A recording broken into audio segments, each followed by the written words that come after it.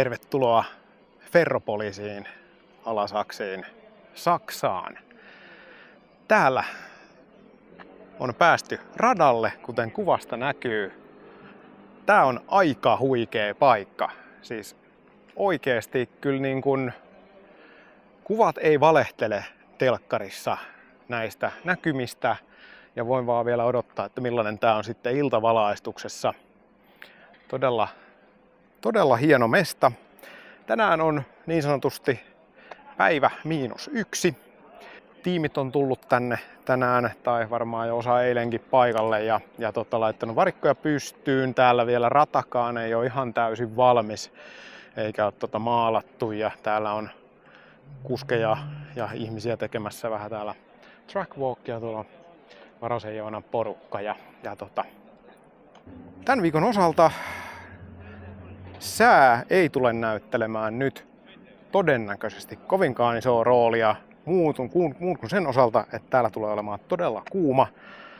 Huomenna ja ylihuomenna pitäisi olla jotakin reilusti päälle 30, 33, 34 ja sitten lauantaiksi pitäisi sitten sen itse pääpäivälle niin lämpötilan laskee 27 asteeseen. Eli silloinkaan ei missään nimessä tule olemaan viileätä. Ja tämä nyt tietysti on ehkä ainoastaan merkittävää nyt sitten moottorien kestävyyden ja tekniikan kestävyyden osalta. Ja sitten tietysti ehkä myös tavallaan semmoinen kuljettajan keskittymisen ja sellaisen kannalta tietysti kuuma aiheuttaa aina jonkunlaisen haasteen. Ja tällä kertaa te tuutte näkemään 2 videota per päivä. Yksi niistä 2 videosta tulee täysin suomeksi, yksi niistä 2 videosta tulee täysin englanniksi. Ja tällä saavutetaan se, että näissä sitten noi englanninkieliset tai suomenkieliset tekstitykset toimii vähän paremmin täällä YouTube-maailmassa, ja tänä viikonloppuna kokeilen sitä. Eli muistakaa katsoa molemmat videot. Noniin, nyt mulla on täällä sitten taas vähän erilainen persoona. Niin kuin täällä mun kanavalla ei ole mitenkään rajoituttu siihen, että olisi pelkästään kuskeja tai spottereita tai jotain, vaan täällä on meillä nyt Niko Pesonen paikalla. Terve. Chicago Driftin promoottori, eikö näin? Promoottori ja perustaja, niin kuin, mitä se nyt sitten sanotaan. Niin, eli niin kuin vähän nyt niin kuin voisi sanoa tapahtuman isä, enempi tai vähempi, ja niin kuin myös kasvot. Joo, sillä kulmalla me vähän niin kuin lähdettiin tuohon rakentamaan, mutta tokihan mä sitä niin kuin yksin rakennan, että siellä on niin kuin taustajoukot, mitkä tekee siellä taustalla työtä, ja mun työ on ollut sitten täällä verhon tällä puolella. Niin. Totta kai. No näinhän se on totta, ja niin kuin kaikki muutkin hyvät tapahtumat, niin se on yleensä aika monta tuntia ihmistyötä, mitä se vaatii, mutta sitten kun ne on hyviä tapahtumia, ne on myös sitten sen arvoisia. Niin kuin voisin kuvitella, siis ainakin näin niin kuin valitettavasti joudun katsoa telkkarista tai netistä tuon Chicago Driftin tänä vuonna.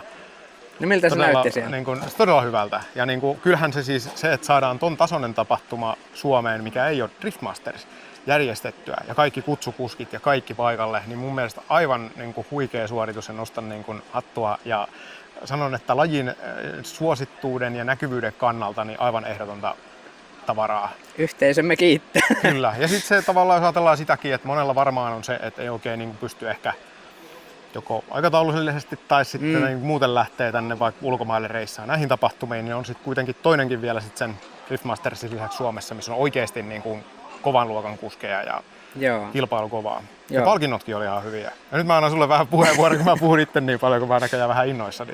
Ei mitään. Siis sitä lähdettiin vähän eri kulman rakentaa sitä tapahtumaa, että haluttiin sinne paljon niin kuin mielenkiintoisia persoonia. Ja sitten se, että meillä oli niin kuin mediatavoite vähän erilainen, että me tiedetään se, että jos me saadaan hyvä tapahtuma, niin ne, ketkä seuraa driftingiä, niin todennäköisesti löytää sinne, että lähdettiin hakemaan niitä ihmisiä, ketkä ei ole aikaisemmin. Et me haluttiin hakea sinne yli puolet niin kuin ensikertalaisia, se on niin kuin löydettykin sinne. Ja itse asiassa Lahden kanssa tehtiin yhteistyössä, niin kuin, tai Lahtisen niin kuin tilasi semmoisen asiakastyytyväisyyskyselyn, ja sitä ei ole vielä julkaistu missään, mutta tullaan julkaisemaan tuossa lähiaikoina, niin sieltä saatiin aika huikeat lukemat, niin kuin tämmöinen, en tiedä, sanooko tämmöistä NPS-mittarit mitään. Mulle sanoo, monelle katsojalle ei välttämättä sano, Joo, mä veivaan niitä aika paljon töissä kanssa. Mikä sun mielestä on semmoinen niin kova NPS-luku, niin mitä mä näitä sanoisin, 10 vuotta että rakennettu? kaikki yli 80 niin ollaan jo niin kuin todella kova Joo, tasossa. joo. Siis sanotaan, että sit jos ollaan niin kuin yli 70, niin se on jo tosi hyvä. Joo, Mut niin että, se sanoi, että 10 vuoteen ei ole niin oikein 80 lukemia tullut. Joo. Meillä oli 83 se luku. Joo. Eli se kertoo tavallaan on tapahtuma-alan rakentajille niin aika... Mutta siis siellä tuli niin Lahden talousalueellekin niin saatiin 1 000 000 euroa rahaa ja sieltä oli 600 000 niin ulkopaikkakuntalaisilta. Joo. Eli ihan jo niin Lahden talousalueellekin saatiin ihan hyvin positiivista. Joo, kyllä. Ja siis toihan on todella hienoa, että kaupunki on oikeasti tolleen aktiivisesti, positiivisesti mukana tällaisessa tapahtumassa, koska niin kuin tavallaan se kokonaisvaikutus kaikella tavalla mielellään saisi olla sitten positiivinen ja tietenkin varmasti on niitä sit, joita se ei miellyttänyt, mutta sit jos on sitä vastaan se niin kuin 99,999%, jotka oli siitä kuitenkin mielissään. Joo, mutta mun mielestä tuossa niinku se, että me saadaan niinku yhteisöllisyyttä tuotua kaupunkiin ja sitten se, että me saadaan ihmiset pois niinku, tavallaan niinku kontaktoitumaan ja juttelemaan ja saatiin, niinku saatiin tehty sitten ihan oikeasti kulttuuritapahtuma, ei niinkään niinku driftin kilpailu, vaan niinku ihan kulttuuritapahtuma. Kyllä, ja tavallaan sitten vielä se mun mielestä, että se näkyvyys, mitä teillä oli niin pitkään jo ennen sitä kisaa, että sitä niinku haippia luotiin sit siellä ja tavallaan myös sillä tavalla sitä kulttuuria pidettiin esillä. Joo. Ja sitten toisaalta sitten niinku, mitä mä oon myös niinku itse tässä omalla kanavalla yrittänyt tehdä, että tehdään niinku sisältöjä sekä niille ihan HC-faneille, mutta sitten myös niinku pidetään myös huoli siitä, että ne sellaiset, jotka on vaikka niinku nyt katsois ensimmäistä videota, ensimmäistä haastattelua tässä, että heillekin on sitten niinku jotain aina. Joo. Eli tavallaan tämä just, että totta kai tämä on niin hieno laji, että mielellään sitä yrittää nostaa vaan ylöspäin kaikilla mahdollisilla tavoilla. On. Ja itse kun on niin syvällä tässä, niin jotenkin yrittää löytää niitä, niin kuin, että miksi tässä itse on syvällä ja tuoda niitä niille ihmisille, ketkä ei niin kuin, ole koko ajan niin kuullutkaan. Ja sitten kun sen saa vähän niin kuin kerrottua, että tämän takia me ollaan niin tässä syvällä, niin sitten siihen tulee muutkin ihmiset. Ja tätä kautta saadaan niin raji-seuraajia lisää. Lumipalloefekti lähtee sitten siitä. Aika helposti loppujen lopuksi tässä driftingissä, nyt ainakin siis omasta kokemuksesta. Mähän olin vielä ei kovinkaan kauan aikaa sitten vähän sellainen, että että kyllä niin tiesin, mutta sitten oli jotenkin, että mä en niin nähnyt sitä sellaista, tai mä en ymmärtänyt sitä kilpailullista puolta siinä ja kuinka niin huikeeta se on se nimenomaan se, siis sekä kilpailuna että viihteenä. Joo. Ja sitten vielä sen lisäksi tämä koko tavallaan tämä yhteisöllisyys ja tämän niin lajin tämä tämmöinen, että kaikki tavallaan kuitenkin lähtee sitten sieltä hauskanpidosta ja siitä, että kaikilla on hyvä meininki. On joo, ja sitten itse asiassa täällähän me ollaan Frozen Circuitin kanssa, niin kuin mulla lasitkin nyt päässä, niin Tomi joka sitä pyörittää siellä ja pyörittää pohjoisen matkailuun, niin me ollaan niin kuin heidän kanssa laitettu hynttyyt yhteen ja mietitään, että mitä me saadaan kutsuttua heille sinne kuljettajia, miten tänne meille kuljettajia, samalla että saadaan niin kuin 2 organisaatioa vahvuudet niin kuin tuotua sitten esille, että saadaan niin kuin semmoista hyvää meininkiä, nimenomaan sitä, että saataisiin Suomea sitä matkailua lisää niin kuin kokonaisuudessaan, ei pelkästään niin kuin meidän tapahtumat ylipäätänsä niin kuin Suomen matkailu yritetään nostaa siinä, eli ihan siis meidän tavoitteet on niin kuin todellakin muuallakin kuin siinä pelkässä kilpailussa, vaan että otetaan huomioon niin kuin näitä muitakin asioita. Se on aivan loistavaa. No miten nyt sitten tavallaan tämä venuena, tämähän on ihan huikea. Siis tämä on. Siis tämä on. Siis sekakertaa, niin joo, siis järkeä. Just äsken kun kävelin tuossa noin, että jos jossain driftingin tapahtumassa, niin kaikki sanoisivat, että no tämä on se paikka. Mutta siis tämä... Siis puitteiden puolesta. Puitteet on tästä tosi vähän makeat. rintamasuuntaa tuonne näkyy, tuolla on toi. Joo. Tää on tällaisia, niin kuin, siis tää on jotenkin ihan niin kuin jotenkin tää, kaikki on jotenkin niin ristiriidassa, mutta silti kaikki on kuitenkin ihan niin kuin sopusoinnussa silleen, että tän kuuluu olla. Joo. Siis justiinsa sekin, että miksi me ollaan siellä Lahden siinä stadionalueella on justiinsa se, että se näyttää se paikka hienolta, niin tässä on ihan samoja elementtejä, mutta sitten vielä niin kuin moninkertaisesti. Tämä on tosi iso tämä alue, että ne pystyy ripottelemaan niin kuin ympäriinsä niin kuin tiimejä ja sitten on hienot miljööt ja tuossa saa hienon pääkadun tuohon, mikä meilläkin oli siinä tarkoituksena, että kun laitettiin varikot sille, että saatiin semmoinen tietty pääkatu sinne ja niin kuin hyvin semmoisia tietynlaisia samoja elementtejä on niin kuin tässä. Mä tykkään tästä niin kuin tosi paljon. Ja tässä ehkä tulee tosi paljon hyvin siitä tapahtumajärjestämisestä siitä myös ilmi, että aika moni asia oikeasti on mietitty. Eikä ne ole vaan silleen, että nyt vaan lätkästään. Joo, ei se vahingossa tonne, ole se joo. teltta tai koju jossain. Kyllä niitä on niinku suunniteltu monta kuukautta. Että mullakin on silleen, että se karttapohja rupeaa pyöriä siellä niinku puoli vuotta aikaisemmin ja sitä ruvetaan miettimään niinku jokaista yksityiskohtaa. Ja sitten se on vain niinku sitä toteuttamista ne viimeiset 2 kuukautta. Että ei se silleen niinku... Niinku, jos meikäläinen alkaisi tehdä, niin mä alkaisin tehdä edellisenä iltana. Ai täällä on jotain telttoja. No, mutta jos jengi mua vähän tuntee, niin saattaa epäillä, että tällä ei ole, mutta kyllä se niinku... Onhan se on vähän niin kuin projektin skaalasta kiinni, että mitä on sitten joo. niin kuin, ja se on asenne, se on vähän tässäkin. Ja Pakko kyllä se on tehdä. tavallaan se, että Pakko se mennä. asenne myös näkyy sit siinä lopputuloksessa positiivisella tavalla silloin, kun se asenne on kohdillaan. Että kyllä mä niin kuin sanoisin, ja sitten kuitenkin kaikki lähtee ihmisistä ja ihmisille tehdään, niin tavallaan nyt se NPS, mikä tässä nyt sitten tuli julki, niin se kyllä kertoo siitä ja oikeasti nostan siitä hattua. Joo, kiitoksia. Asian silleen tuntien. Miten nyt sitten niinku tavallaan tässä vielä vähän, jos mennään ihan itse tähän kilpailuun sitten, Chicago Drift versus tämä Iron Drift King. Jos ajatellaan, niin viime vuonna Iron Drift King oli vähän samantapainen kuin mitä Chicago Drift oli tänä vuonna. Oliko se sattumaa vai oliko otettu silleen, että hei, toihan toimii mutta aika hyvin tolleen, että heitetään se, no ei heitetä, mutta siis se niinku tavallaan kun edellisen vuonna taas Chicago Drift oli SM-sarja ja varmaan silleen tavallaan ainakin jollain tavalla vähän rajoittuneempi toteutuksen puolesta. No me ei siihen oli niinku erinäiset niinku asiat johti niinku siihen, että se ei ollut niinku se ei niinku liittynyt näihin niinku asioihin mitenkään, mutta niin kyllähän se täytyy sanoa, että nyt tänä vuonna meillä oli niinku vapaat kädet niinku tehdä siitä kilpailusta meidän oman näköinen ja saatiin niinku tehdä niinku, sanotaan, että otettiin riski, että ei otettu niin sanotusti taustatukea keltään, mutta tiedettiin myös oma niinku se tekeminen, että mitkä suunnitelmat meillä on ja luotettiin, että se voisi olla niinku se way to go ja sitä lähdettiin sitten niinku tekemään sen puolesta. Miten sitten, jos ajatellaan sitä kuljettajakattausta, joka oli tosi huikea, niin mitä sä näkisit painotuksen, että paljon siinä oli palkintopottia, paljon oli sitä, että teillä oli hyvä tarina? No, siinä on niin kuin kumpaakin, mutta niin kuin sanottu, niin se palkintopottihan tuli vasta siellä viime metreillä. Totta. Et kyllähän siellä oli niin kuin kuljettajahakemuksia, meillä tuli niin kuin aikaisemmin ja meillähän tuli niin kuin todella paljon niitä, että me jouduttiin jättää kuljettajia pois. Että, positiivinen ongelma. Niin, tavallaan. Siis sanotaan näin, että ehkä se erilaisuus ja se semmoinen niinku, no mä oon vaikea sanoa siihen, kun mä en miettinyt sitä tolta kantilta, mutta mitä mä täällä Driftmasters-varikolla nyt sit juttelin esimerkiksi ton Nasser Al-Harbalin kanssa ja Edgar Krogeriksen kanssa Riigassa,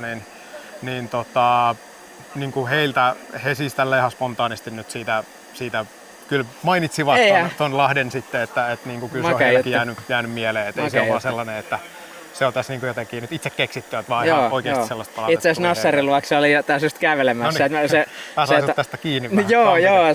Se on kuulemma syönyt tuossa iltaruuan, niin voi käydä vähän kysellä, että mikä täällä on meininki. Mutta niin, siis tää ehkä se niinku, tavallaan se yhteisöllisyyden niinku, just se, että täällä käy jubailee ja niinku, yritetään niinku, katsoa, että mitä kuskit tekee ja mitä ne tarvii ja niinku, tämmöistä. Eletään tätä lajia niinku täällä itsekin, että se on niinku, tavallaan mietitään, että mitä tää varikko on täällä tavallaan niinku vieraana ja mitä se on kuljettajana ja mitä se voisi olla katsojana, niin täällä nyt ollaan vähän niinku oppimismatkalla ja kyllä. katsomassa, että miten täällä tehdään. Sitten sä voit katsoa tällaisia YouTuben tekijöitä, että pitäisikö niille sitten antaa media accessi sitten tänne ensi vuoden Chicagoon. niin, sulla niin ei muuta kuin... Me vaihdettiin jo niin ne yhteystiedot tuolla, niin kato, nyt mä pääsen pommittaa sitten. Kyllä. Sä tulet vähän niinku tälleen tästä näin. Joo, kyllä. Ei vaan mä toivotan oikein paljon ensinnäkin tänne hyvää reissua. Toivotaan, että tulee niinku ihan huikea spektaakkeli tästä kisasta. Ja sitten sulla varmaan on se telttapiirustus siellä jo pöytälaatikossa, niin älä jätä sitä liian myöhään. Ja toivotaan, että nyt on taas seuraavan ylöspäin otetun askeleen aika sitten ja ainakin mä toivon niin. Niin, aina sitten tää jotain vähän keksii. Hyvä. Hei, kiitoksia Niko. Kiitoksia haastattelusta. Kiitos. No niin, huomenta vaan Teemu Asumaa täällä haastattelupisteellä. Nyt on ensimmäinen ajopäivä, treenipäivä ja mä tuossa eilen kun olin täällä pyörimässä, niin kattelin, että siellä oli pääasiassa rataa kiertämässä tuollaisen sähköskootterilla. Siellä oli Teikäläinen, sitten oli Toni Ojatalo ja Joona Varonen. Ja oikein hirveästi ketään muita ei näkynyt siellä, ainakaan siinä aikana, kun mä kuitenkin jonkun aikaa siellä olin. Ja mitä sä niin tuollaisella ratakierroksella, katselulla, niin mihin sä siellä niin eniten kiinnitit sitten huomioon, kattelit? Tietysti sulla on eka kerta täällä, niin sitähän se vaatii, mutta noin niin kuin, minkälaisiin asioihin kiinnitti huomioon? Ehkä mä enemmän vertaan sitä, että sieltä mitä katsonut videolta ja mitä Simus sitten vähän ajanut sitä, että miltä se näyttää sit siihen verrattuna. Että Joo. Lähinnä linjoja ja vähän semmoisia kiintopisteitä sieltä, että mihin tähdätä niin sanotusti. Että toki eilen siellä nyt ei ollut vielä ohjaavia viivoja ja bokseja ei kunnolla näkyvissä, että nyt ne siellä sitten on. Mutta semmoista yleiskatsausta, että tulee semmoinen fiilis siinä, että täällä on oltu ennenkin niin sanotusti, että se on sitten se rata-alusta on tottunut. Sitä lähinnä siinä haetaan. Kyllä. Tää on nyt kolmas sitten kisa Driftmasters ja se on villikortti kuskille aika paljon. Millä niinku tavallaan tavoitteella lähet tänne? Härmässä tuli top 32 paikka. Ja tää on ehkä enempi Härmän tyyppinen rata tai niinku silleen hitaampi teknisempi verrattuna taas Riigaan, missä lajitteluun, niin miten semmonen, sä oot kuitenkin varmaan aika analyyttinen näissä ajohommissa kaiken kaikkiaan, niin mikä sun sellainen niinku realistinen tavoite on tälle viikonlopulle? Tietysti varmaan vähän askel kerralla siinä, että ensin tietysti, että saa tuon osumaan oikeasti hyvin ton linjatreeneissä. Ja sitten kun saa sen osu kunnolla, että kaikki säädät autossa siinä, niin sitten lähtee parantamaan sitä ajoa mahdollisimman paljon ja varsinkin tuoda sitä show-elementtiä vähän enemmän siihen, että niissä pisteissä me on kärsitty vähän. Meillä on ollut tosi hyvä ajolinja, ehkä vähän niin kuin liiankin tarkka se ajolinja, että siitä voi olla, että jos ei muuta, niin otetaan sitä vaikka vähän pois, että saadaan vähän enemmän sitä tyyliä siihen. Et sanotaan, että sun ajaminen on näyttänyt kyllä tälleen lähes maallikon silmään kuitenkin niin kuin siltä, että se on tosi varman näköistä, noin niin kuin etenkin tulokaskuskiksi verrattuna moneen muuhun. Niin kuin totta kai sulla se on se autourheilutausta siellä varmasti näkyy just nimenomaan siinä, että se on sellaista, niin kuin näyttää, että no hei, tää kaverihan niin kuin osaa tämän homman siis siinä mielessä, että se näyttää, että no hyvinhän se menee. Mutta joo, että siihen pikkasen rähinää lisää. Niin... Joo, sitä.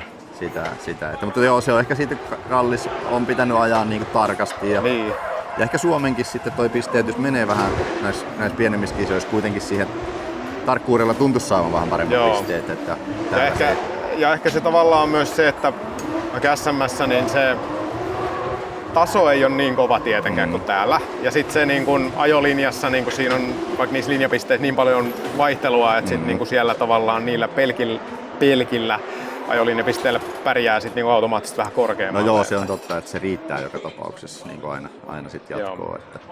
Mut joo, ei mitään, kyllä se ja totta kai sen mukaan tehdään töitä, että kaavioon mentäisiin. Täällä on hyvin treeniaikaa nyt, että sinänsä se on niinku taas todennäköisesti vaatii tosi paljon pisteitä, että se kaavion paikan saa sitten täällä. Että niin, täällä saa kaikki harjoitella niin paljon, että... Tänään on 3 treenisessioa, se on varmasti niinku riittävästi ihan kaikille. Kyllä. Tuskin kukaan niinku on siellä ihan koko aikaa. Niinpä. Etenkä tässä kelissä vielä. Niin. Niinpä. Hyvä, hei!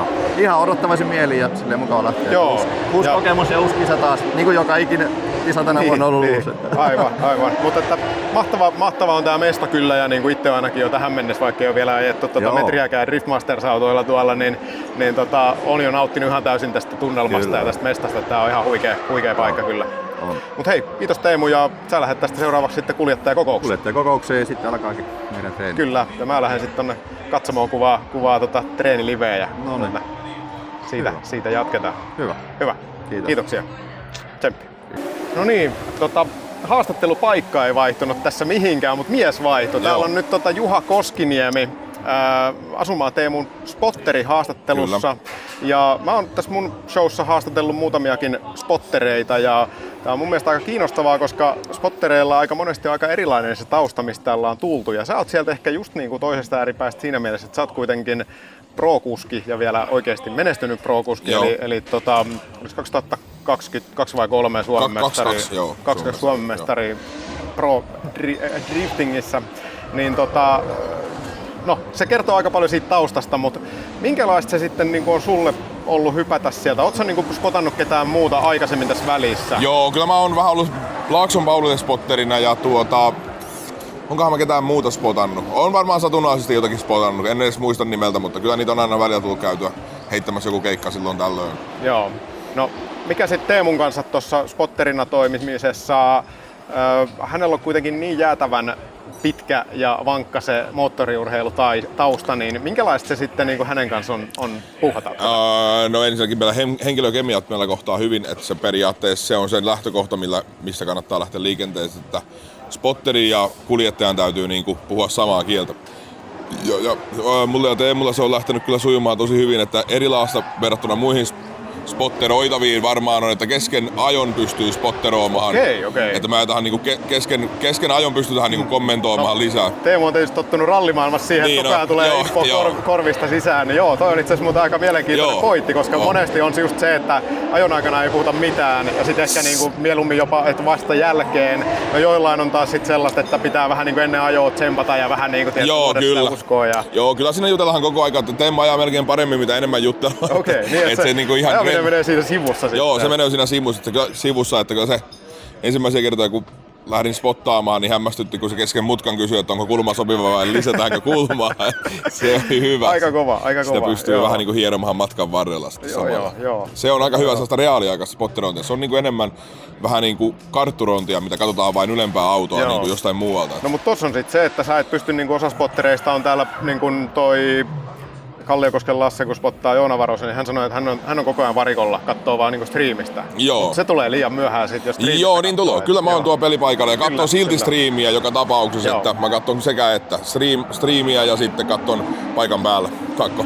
Kyllä. Se on tää on kiehtovaa, että tässä on niin monta lähestymistapaa ja niin monta niinku tavallaan ja sitten siihen vaikuttaa niinku se persoonat ja taustat. Ja joo, niinku kyllä kaikki, se on aivan siitä, että jollekin sopii sellainen, mutta tiedän, että kaikille se ei todellakaan sovi, että sen mukaan pitää vähän lukia, että miten toinen ottaa sitä spotterointia vastaan ja mitä tarpeita siihen on. Kyllä. Hei, tässä vaiheessa oikein paljon kiitoksia, koska mä luulen, että tämä saattaisi hyvinkin kestää aika pitkään. Joo, kyllä. Mä tiedän, sä teet muutenkin tosi hyvää duunia niin driftingin näkyvyyden kannalta ja näin se oikeasti on. Itse ainakin tykännyt kaikesta kontentista ja näin, mutta sun pitää mennä sinne samaan kuskikokoukseen, mihin Teemukin on menossa. Joo, niin kyllä. Täytyy jättää teille vähän aikaa valmistautumiseen. Niin hei, tsemppiä oikein paljon sullekin ja kiitoksia teille tähän koko viikonloppuun. Kiitos. Kiitos paljon. No niin, morjesta. Nyt täällä on OG Heissuli mies eli Toni Ojatalo täällä haastattelussa. Ja Heissuli vain. Mahtava nähdä taas täällä Driftmasters-merkeissä tällä kertaa Saksassa. Joo, tänne on lähetty ensimmäistä kertaa. Kyllä, kuin myös. Joo. Eikä vaikuta ollenkaan huonolta paikalta, ehkä lämpötilaa lukuun ottamatta.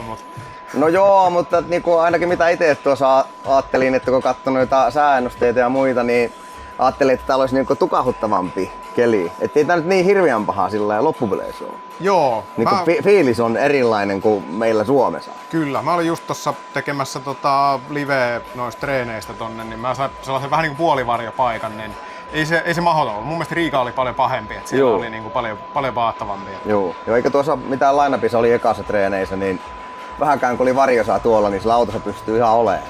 Ei se niin hirveän paha ollut. Et esimerkiksi Oulussa kun ajettiin muutama viikko sitten, niin se oli ihan järkyttävää. Se on jännä, miten se on erilainen se ilma. Niin, se tuntuu vaan Oulussa pahemmalta. Niin, se voi olla, joo. Joo, ei totuttu. Hei, mites mä tossa itse asiassa Asunmaan Teemun kanssa juttelin tossa aamummalla ja mainitsinkin siinä haastattelussa, että te olitte tossa vähän poikain kanssa eilen kattelee aika tarkkaa rata-aluetta. Tuo oli aika pitkään.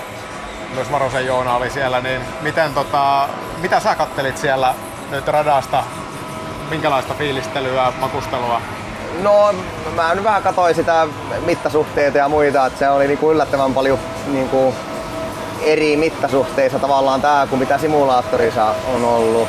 Et se, mä en oo mikään virtuosi siinä simulaattorihommassa, mutta mä oon nyt tätä vähän koittanut sillä harjoitella. Niin mä tutkein lähinnä niitä asioita ja sitten mä en ajanut äskeisessä treenissä kuin 2 vetoa, mutta se toinen veto oli semmonen ihan niinku ok, että tää on niinku helpompi livenä kuin siinä simulaattorissa, niinku ainakin omaan makuun. Joo. Ehkä. Se nyt selviää sitten, miten se käy, mutta...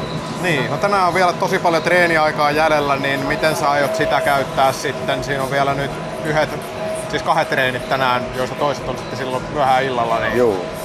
Iltajuttu varmaan testataan sen takia, että tulee vähän tatsia siihen, että millaista se illalla ajaminen Niin, pitäisi. varmaan ja ihmisille muutenkin. Mutta meillä oli auto on ollut tuolla ylhäällä rekassa kyytillä ja se on ollut vanteista sijoittuna kiinni, niin meillä oli taka-akseli kääntynyt useita millejä. Okei. Ja sitä eilen käännettiin sitten vähän takaisinpäin, mutta se meni väärään suuntaan sillä tavalla, että taka-akseli kääntyi vinoon. Niin sen takia mä en ajanut kuin 2 treenivetoa tuossa ekassa setissä, että me säädettiin sitä autoa. Eli vastauksena tuohon, että mitä meininki tehdään noissa 2 seuraavassa, niin jos sais ajella sitä, niin ettei tarvitsisi värkätä. Mutta toki joka rajalle pitää omat asetuksensa hakea kohdalleen, mutta toivotaan, että nyt ne olisi tossa. Että Osuuko välitys sinne päin? Niin kun... Välitys vaikutti äkkiseltään. Tosiaan 2 vetoa ajanut, mutta välitys vaikutti, että se on ihan kohdallaan. Ja mä oon sen itse nyt simulaattorilla katsonut. Noniin. Yleensä Vertasen Jani on mulle kertonut, että niin. paljon pyöritetään Pepeä. Mutta... Kyllä.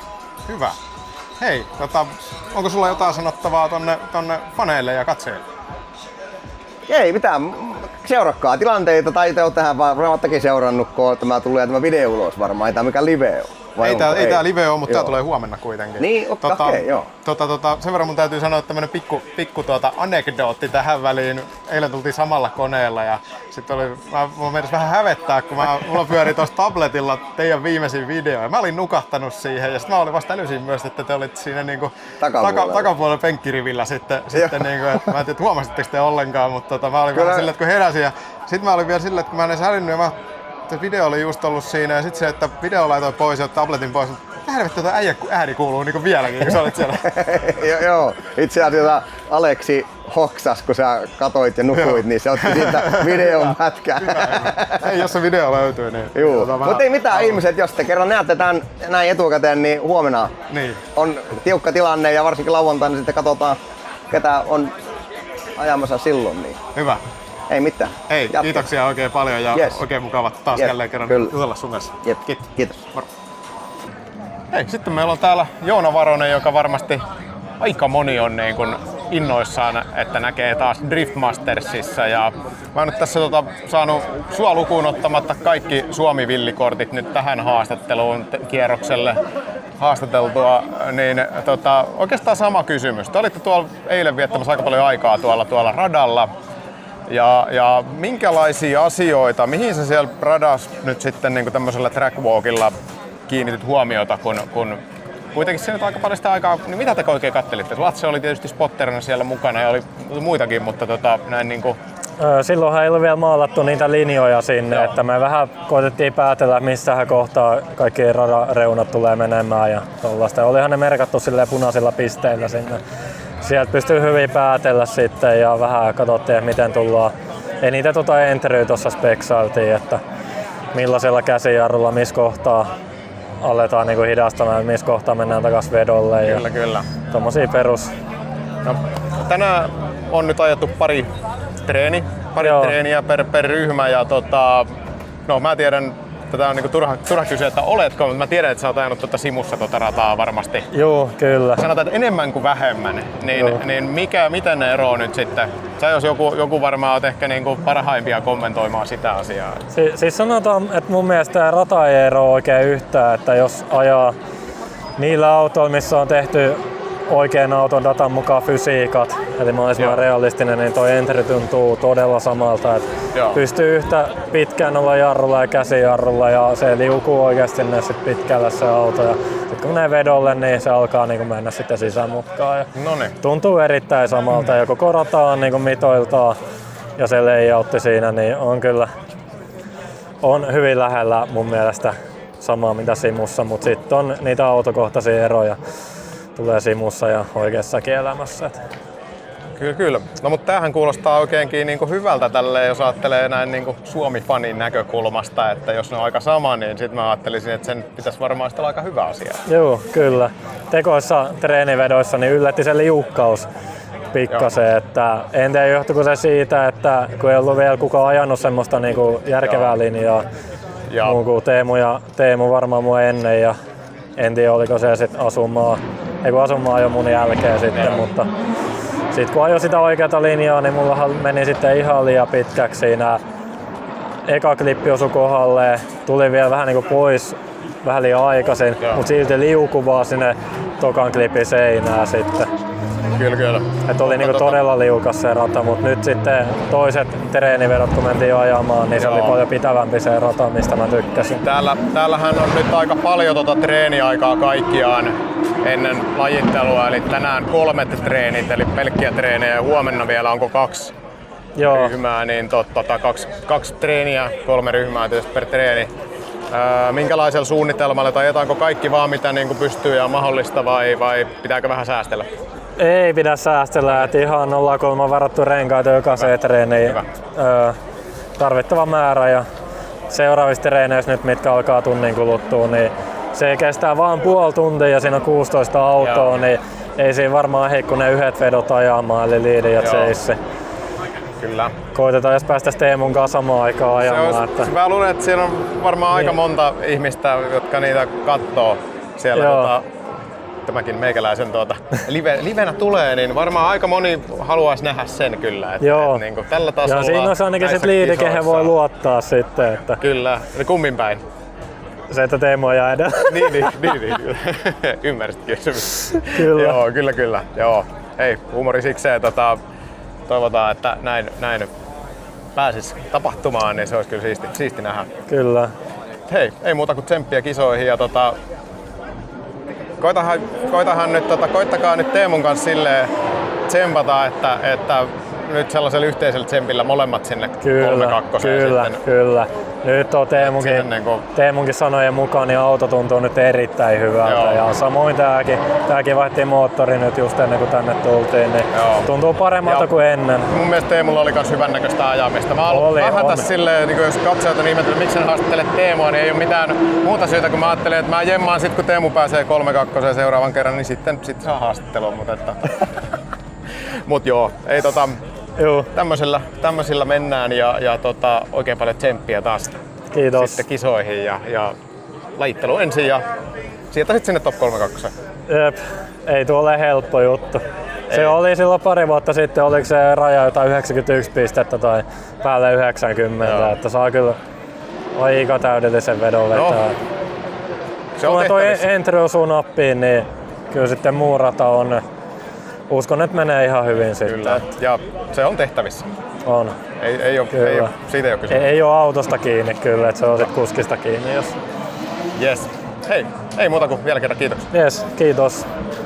Ja tähän sitten ensimmäisen Suomi-videon loppuun.